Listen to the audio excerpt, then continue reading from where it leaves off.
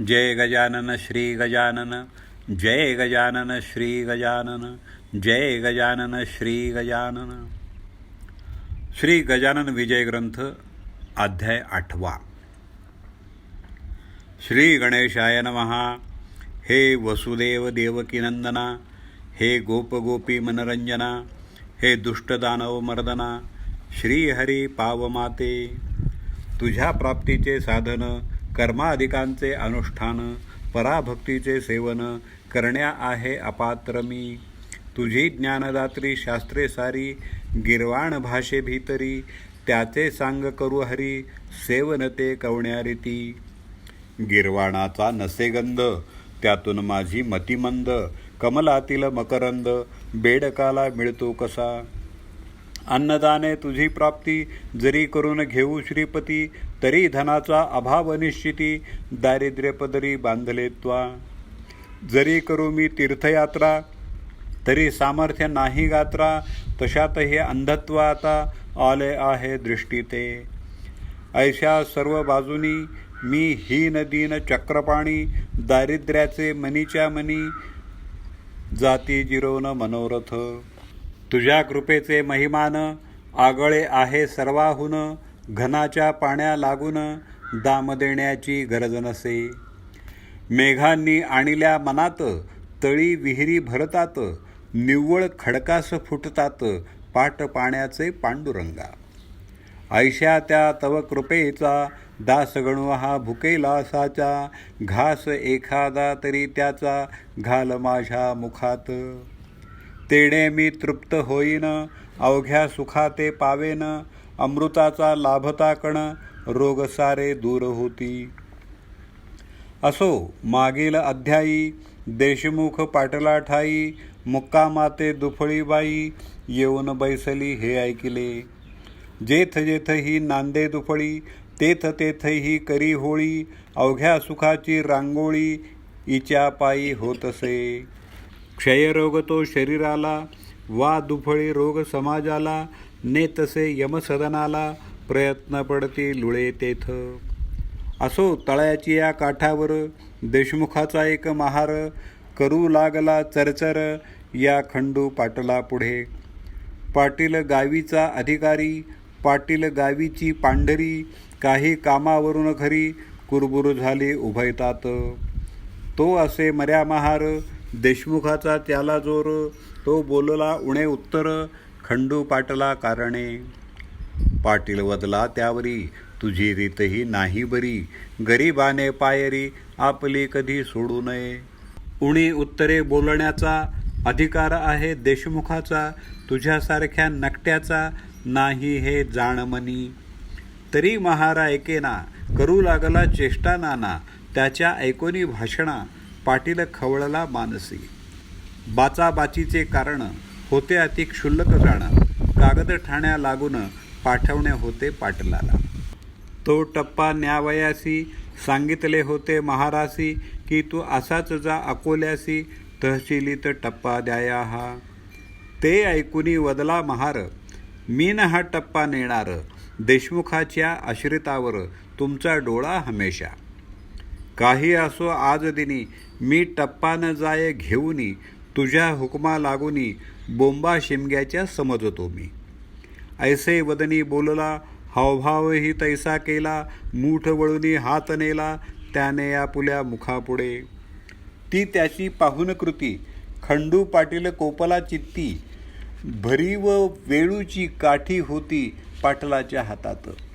त्याच काठीचा केला प्रहार, महाराची या हातावर, पाटील मूळचा जोरदार, त्याने रागे केला प्रहार, त्या प्रहारे करूनी, हात गेला मोडूनी, महार बेशुद्ध होऊनी, पडता झाला भूमीवर. पाटील दुसऱ्या महाराला, गेले टप्पा द्यावयाला, तो इकडे वृत्तांत कैसा झाला, तो आता सांगतो. तो महार त्याच्या आप्तांनी, नेला उचलून देशमुख सदनी, मोडला हात हे पाहुणे, देशमुख ते संतोषले.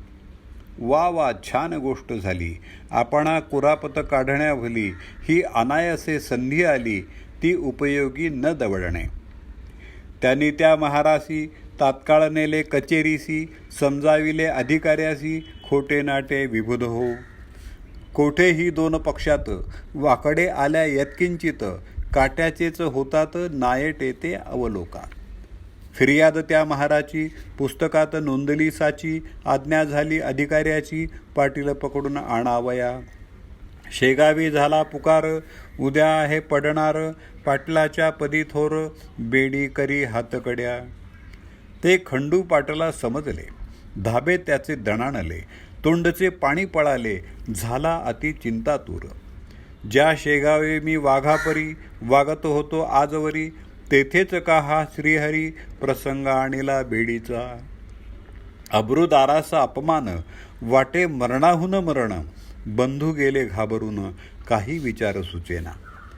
खंडू हताश होऊन बसला, तो एक विचार सुचला त्याला, श्री गजानन महाराजाला साकडे हे घालावे. त्या साधूचे वाचून या संकटाचे निरसन, करणारा न कोण्यान राहिला या वराडी. लौकिकी यत्न करण्याला बंधू गेले अकोल्याला, खंडू पाटील नीट आला समर्थांकडे रात्रीस. येताच केला नमस्कार, शिर ठेविले पायावर, महाराज आला कठीण फार प्रसंग तो माझ्यावरी. सरकारी कामानिमित्त मी एका महाराप्रत तळ्यापाशी ताडेले सत्य करातील काठीने.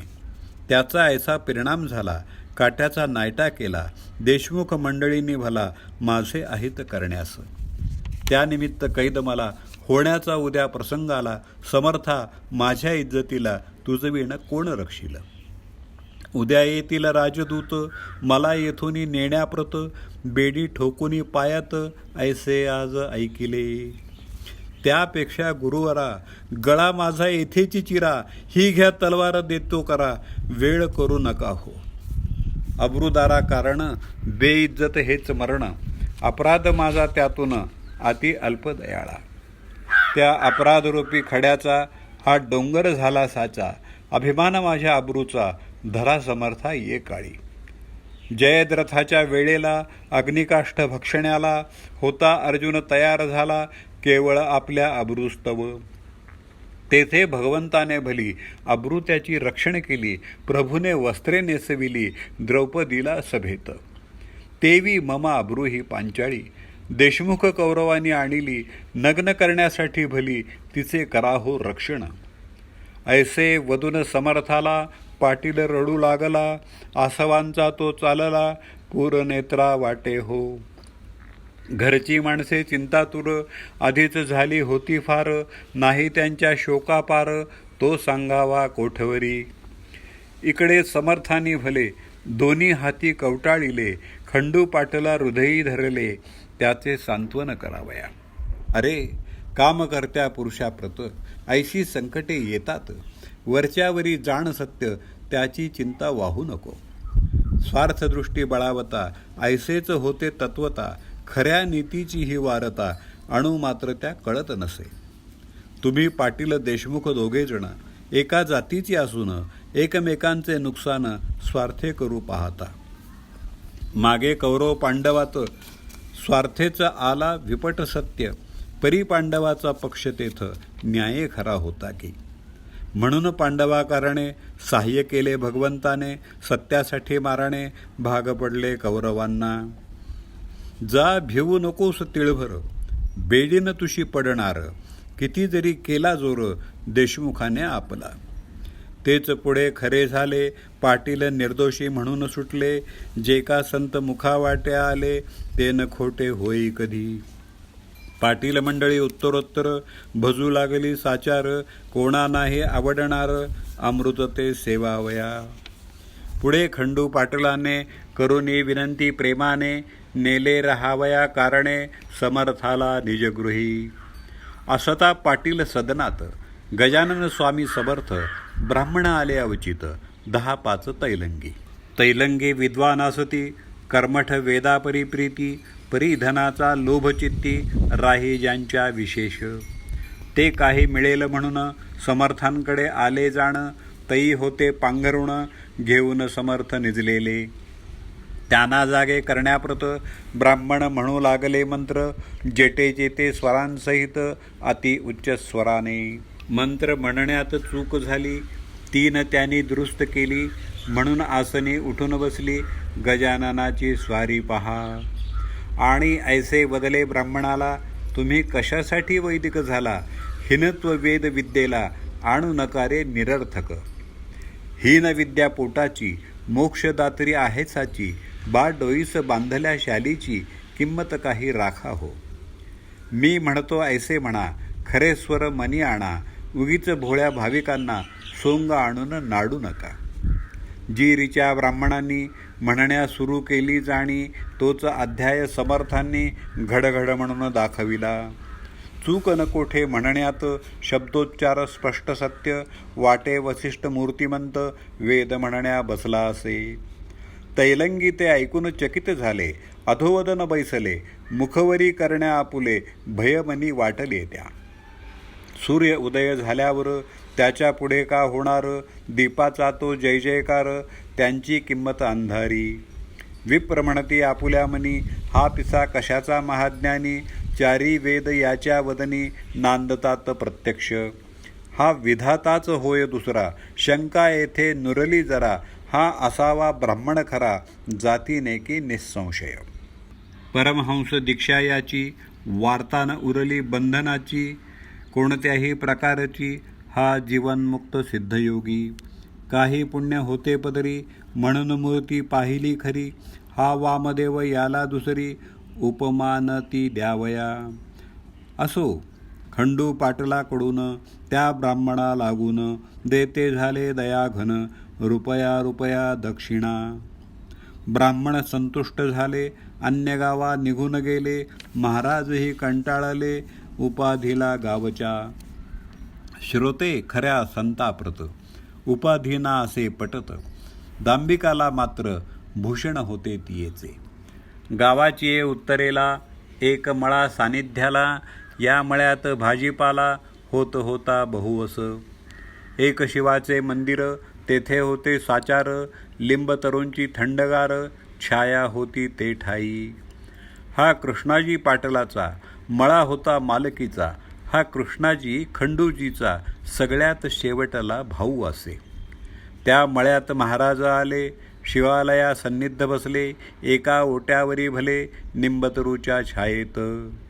समर्थ म्हणाले कृष्णाजीशी, मी आलो तुझ्या मळ्यासी, काही दिवस राहावयासी, या श्री शंकरा सन्निध. हा भोलानाथ कर्पूर गौर, नीलकंठ पार्वतीवर, हा राजराजेश्वर आहे अवघ्या देवांचा. तुझ्या मळ्यात रमला, म्हणून मीही विचार केला, येथे येण्याचा तो भला. दे सावली करून ते वाक्य ऐकिले, 6 पत्रे आणविले, ओट्यावरी छप्पर केले, कृष्णाजीने तात्काळ. समर्थांनी वास केला, म्हणून मळा क्षेत्र झाला, राजा जाय जयास्थला, तीच होते राजधानी. महाराजांचे बरोबर होता पाटील भास्कर, सेवा करण्या निरंतर, दुसरा तुकाराम कोकाट्या, खाण्यापिण्याची तरतूद सारी, निजांगे कृष्णाजी पाटील करी, समर्थ ते जेवल्यावरी, तो प्रसाद घेत असे. असो गजानन असता मळ्यात, गोष्ट घडली अद्भुत, येते झाले फिरत फिरत, 10-20 गोसावी ते ठाया. समर्थांचा बोलबाला त्याने आधीच होता ऐकिला, म्हणून त्यांनी तळ दिला येऊन या मळ्यामध्ये. गोसावी म्हणती पाटलासी, आम्ही आहो तीर्थवासी, जातो रामेश्वरासी, भागीरथीला घेऊन. गंगोत्री जमुनोत्री केदार हिंगलाज गिरनार डाकोर, ऐसी क्षेत्रे अपार, पाहिली पायी फिरोनी. ब्रह्मगिरी गोसाव्याचे, आम्ही शिष्य आहोसाचे, महाराज हे आमुचे आहेत सांप्रत बरोबर. हे महासाधू ब्रह्मगिरी, ज्यांचा बंदा गुलाम हरी, ती मूर्ती आली घरी तुझ्या पूर्व भाग्याने. शिरापुरीचे आयाचित, आम्हा द्यावे तुम्ही त्वरित, लागे जो ओढण्याप्रत, गांजा तोही पुरवावा. 3 दिवस येथे राहू, 4थ्या दिवशी येथून जाऊ, पाटील नका कष्टी होऊ, साधून घ्या ही पर्वणी. तुम्ही पोशिला मळ्यात, वेडा पिसा नंगा धूत, मग आम्हा देण्या आयाचित, मागे पुढे का पाहता. गाढवासी पोषिता गाईस लाथा मारिती, ते का म्हणावे सन्मती, पहा विचार करून. आम्ही गोसावी वैराग्य भरित, जाणतो अवघा वेदांत, मर्जी असल्या मळ्यात या पोथी ऐकावया. कृष्णाजी म्हणे त्यावरी, उद्या घालीन शिरापुरी, आज आहेत भाकरी त्याच जाव्या घेऊन.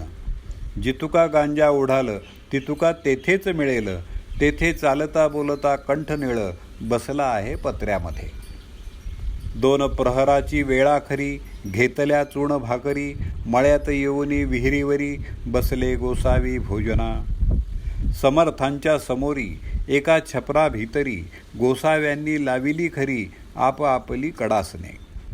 त्यांचा जो होता महंत, ब्रह्मगिरी नामे सत्य, तो भगवत गीते प्रत वाचू लागला अस्तमानी. गोसावी श्रवणा बैसले, गावातूनही काही आले, पोथी ऐकावया भले त्या ब्रह्मगिरी गोसाव्याची.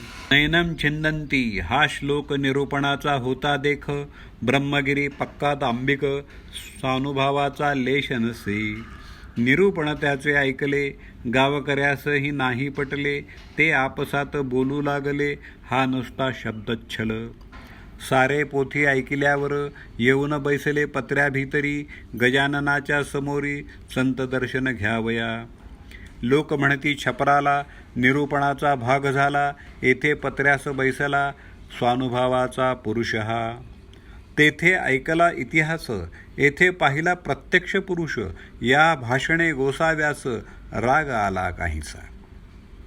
अवघे गोसावी गांजा प्याया, बसले होते घेऊन या, त्या पत्राची या ठाया, चालली चिलीम गांजाची. पत्र्यात पलंगाच्या वरी बसली होती समर्थ स्वारी, चिलीम भरून वरच्यावरी प्याया देई भास्कर. त्या चिलमीच्या विस्तवाची ठिणगी पलंगी पडली साची, ती पडताना कोणाची दृष्टीनं गेली तिच्यावर. काही वेळ गेल्यावर निघू लागला धूर, पलंग पेटला अखेर एकदमच हो बाजूनी. तो प्रकार पाहता भास्कर बोले सद्गुरुनाथा, पलंग सोडा शीघ्र आता या खाली उतरून. लाकडे ही पलंगाची आहेत की सागाची, तीन आता विझायाची, पाण्या वाचून दयाळा. तै समर्थ बोलले वाचे, भास्करा अग्नी विझविण्याचे, कारण नाही तुला साचे, जल मुळीच आणू नको. अहो महाराज ब्रह्मगिरी, या बैसा पलंगावरी, तुम्हा आहे अवगत खरी भगवद्गीता साकल्ली.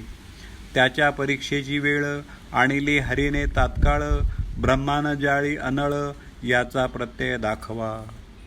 नयनम छिंदंती श्लोकावर व्याख्यान केले एक प्रहर, आता का मानिता दर या पलंगी बसण्याचा.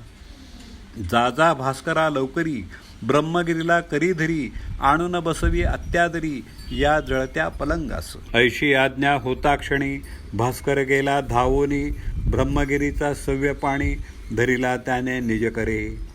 भास्कराचे शरीर धिप्पाड सशक्त पिळदार, तो गोसावी त्याच्या समोर शोभू लागला घुंगरडे. पलंग पेटला चोफेर, ज्वाळा निघू लागल्या थोर, परी महाराज आसनी स्थिर, हलले मुळी न इतकेही. श्री प्रल्हाद कयाधुसूत उभा केला अग्नीत, हे लिहिले पुराणात श्री व्यासांनी भागवती. त्या लिहिल्या गोष्टीचे प्रत्यंतर दाविले साचे, मळ्या माझी कृष्णाजीचे श्री गजानन साधूंनी. ब्रह्मगिरी म्हणे भास्कराशी, मला न न्या पलंगापाशी, महाराजांच्या अधिकाराशी मी नाही जाणितले. तेन मानी भास्कर ओढीत आणीला फरफर, उभा केला समोर आपुल्या सद्गुरुरायांच्या. नैनम दहती पावक, हे खरे करून दावा वाक्य, ऐसे बोलता महाराज देख, गोसावी परम घाबरला. गोसावी म्हणे भीत भीत, मी पोट भऱ्या आहे संत, शिरापुरी खाण्याप्रत मी झालो गोसावी. माझ्या अपराधाची क्षमा, साच करी शांतीधामा, केला खटाटोप रिकामा गीताशास्त्र शिकण्याचा. तुला पिसा मी म्हणालो, आता पस्तावा पावलो, मी दाती तृण धरून आलो, शरण तुला अभय दे. शेगावच्या जनांनी केली समर्था विनवणी, आपणा अग्नीपासूनी भय नाही हे खरे. तरी महाराज आमच्याकरिता खाली यावे लवकरा आता, अशा स्थितीत पाहता तुम्हा आम्हा धडकी भरे. म्हणून आमच्यासाठी उतराखाली ज्ञानजेठी, गोसावी झाला हिंपुटी तो न काही बोलला. लोक विनंतीस द्याया मान, खाली उतरले गजानन, तो पलंग पडला कोसळून, एक पळही न लागले त्या. अवघाच होता जळला, जो भाग शेष उरला तो लोकांनी विझविला, साक्ष दावण्या इतरांसी. ब्रह्मगिरी पायी लागला, निरभिमान अवघा झाला, स्पर्श होता गंगाजला, मलकोठुनी राही तेथ. मग मध्यरात्रीच्या समयाला ब्रह्मगिरीस बोध केला, आजपासून चेष्टेला तू या सोडून देई रे. ज्यांनी राख लावावी त्यांनी उपाधी दूर ठेवावी, अनुभवाविण न सांगावी गोष्ट कोणा निरर्थक. नुसते शब्द पांडित्य, माजले जगी आतोनात, तेणेच आहे झाला घात आपुल्या या संस्कृतीचा. गोसावी मच्छिंद्र, जालंधर, गोरख, गहिनी साचार, ज्ञानेश्वरांचा अधिकार किती म्हणून सांगावा. स्वानुभवाचे झाले यती, श्री शंकराचार्य निश्चिती, प्रपंची राहून ब्रह्मस्थिती अनुभवली एकनाथांनी. स्वामी समर्थ ब्रह्मचारी, हेही ब्रह्मसाक्षात्कारी, होऊन गेले भूमीवरी, यांची चरित्रे आणा मनी. उगीच खाया शिरापुरी, भटकू नको भूमीवरी, सार न तया माझारी, येतुलेही गवसणार.